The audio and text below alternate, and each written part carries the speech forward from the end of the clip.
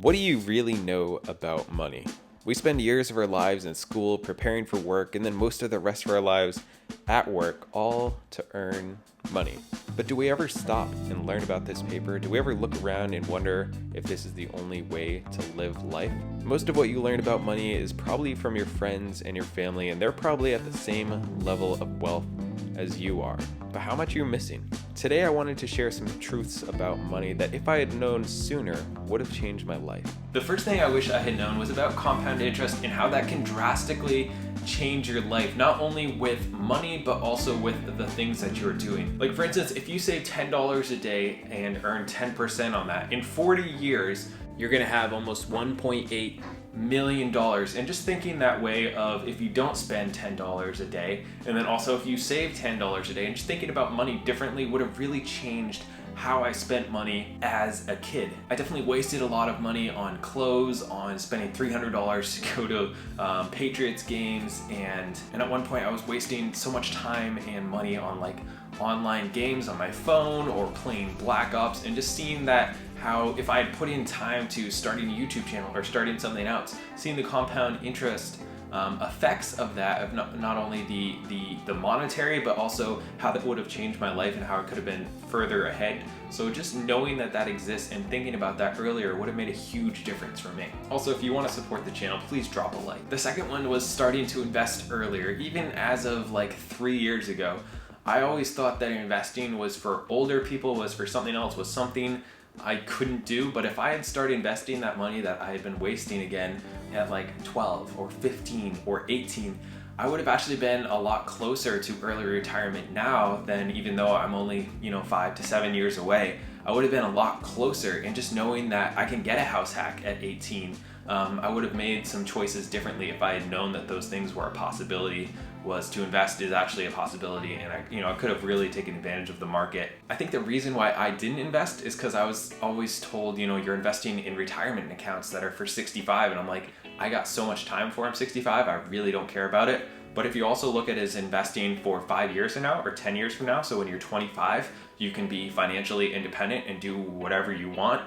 I think I would have looked at life a lot differently if I was thinking that way.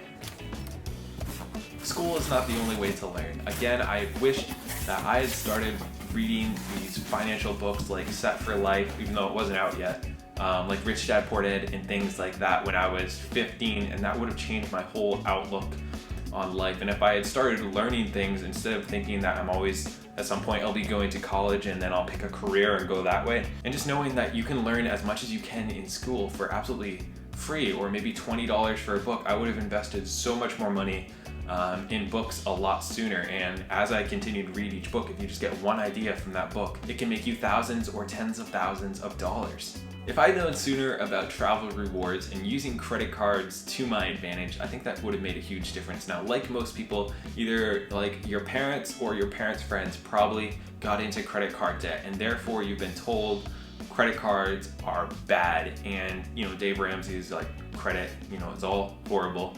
And that's not true. I could have built my credit score up a lot sooner, which would have helped me get better rates on my house hack. And also I actually needed more credit when I was getting my house hack, so that actually slowed me down like 6 months to a year because I was waiting to build up credit so that I could get that. So if I had known sooner that I needed credit and that could actually help me in life to leverage other people's money to make me a heck of a lot of money, then I would have done that a lot sooner. And I also could have gotten more travel rewards by getting those 50,000 point bonuses and then getting the next card and getting a 50,000 point bonus in the next card, and then just stacking up all these, free multiple hundreds to multiple thousands of dollars each year just by knowing that. And that would have helped me out, travel a lot more and get my house hack sooner and stuff like that. So I wish I'd known to start building my credit like the day I turned 18, or even before that, getting a credit card early and started building credit that way and learning how to responsibly use it. There's a big difference between looking rich and being rich. And again, when I was younger, I thought rich people had nice clothes, so I went out and spent money on nice clothes. I thought rich people went to Starbucks, so I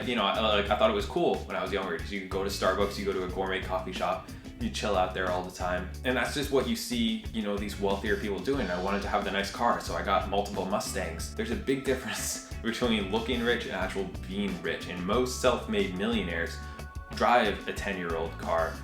don't buy new clothes all the time. Don't go out to eat all the time. Don't go out and get expensive drinks all the time. And now that I know that, like I wasted thousands of dollars, maybe even tens of thousands of dollars in opportunity cost by trying to look successful, by trying to look a certain way, in my early 20s, which I'm still kind of in, but late teens, early 20s.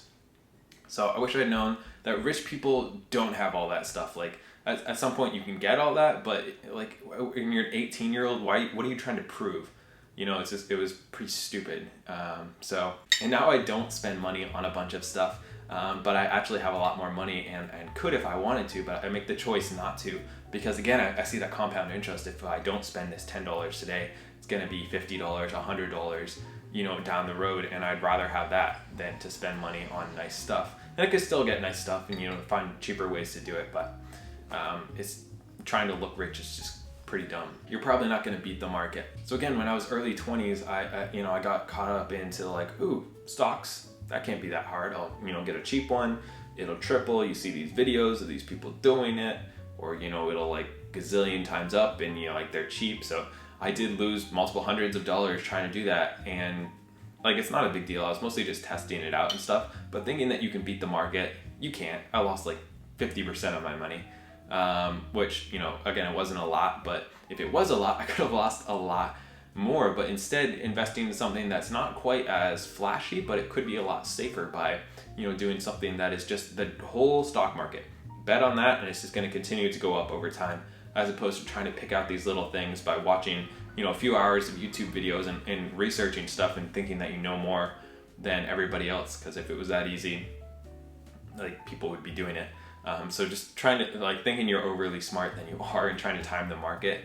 I'd just rather invest in something that is physical, that I can control, like real estate, or business, or investing in myself, than trying to finagle my way through the market to try to earn an extra, how much am I even going to earn on that? Even if it did double, that doesn't really matter. So you make a few $100s, you make a few $1,000s. That's not going to build long-term wealth. At least that's not how I want to build my wealth. Being cheap can be expensive.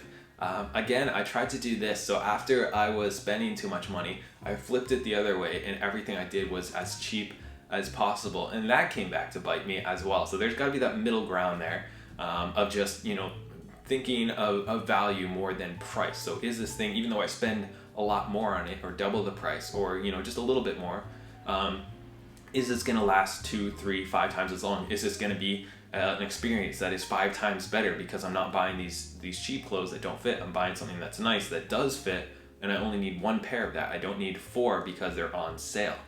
So I did waste a lot of money doing that as well. This is just turning into all the problems that I've had, but hey, you guys can learn from them. So yeah, cheap is not always better. It's usually not better. What's better is, being very intentional, being very, essentialist, looking for, this thing is going to bring me value. I'm going to purchase that, and not all this other stuff here, and not get the stuff that's on sale. Being a sales shopper is something that's really, really expensive, or at least it was for me, just getting stuff that's on sale, and then because it's on sale, you get an extra shirt. Next thing you know, you have 50 shirts, and it's not only clothes, it was everything really. Just couldn't resist a good sale, or when looking to buy something, get the absolute cheapest version, even though that might cost you a lot more in maintenance later on, or might last not all that long. It was things like that that ended up actually costing me a lot of money. You don't need 20% down to buy a house. If I had known this again, and known about house hacking in general, I would have gotten ready for that a lot sooner. I would have prepared 2 years of work history and 3 lines of credit, and got my credit score up, and then also saved up the amount of money that I would actually need to buy a house hack, and not thinking that I needed this enormous amount of money, when really, I bought this place for $6,500 down on a $200,000 property because of structuring things the way I structured the deal. So I didn't need this insane amount of money. And just knowing that there are, you can invest in real estate, you can, buy a home with 3.5% down. You don't need 20% down. And then even that 3.5%, you can chop that way down by having, the sellers contribute to whatever. But you really don't need all that much money to get started in real estate. And I realize that there are markets that are way, way higher. But again, if you're in that market, you're probably making a lot more as well. So just knowing that would have been a huge advantage. And I think that will help other people a lot. Is even realtors that I talk to, other realtors in the office that are newer, they don't know that you don't need 20% down or 15% down to buy a multifamily. They think that you need that. I'm like, guys, you can do this right now. They think that they need to wait a year, and they're not even looking into it. So if you can save somebody a year by telling them, like, hey, you don't need 15% down, you can get 3.5% down. I think that's something that would really help a lot of people if more people knew that. So if you enjoyed this video, please drop a like and subscribe. What are the truths about money that I forgot? Throw them down in the comments. I'd like to hear them. So yeah, thank you for sticking around. I'm gonna go back to drinking coffee because I ran out.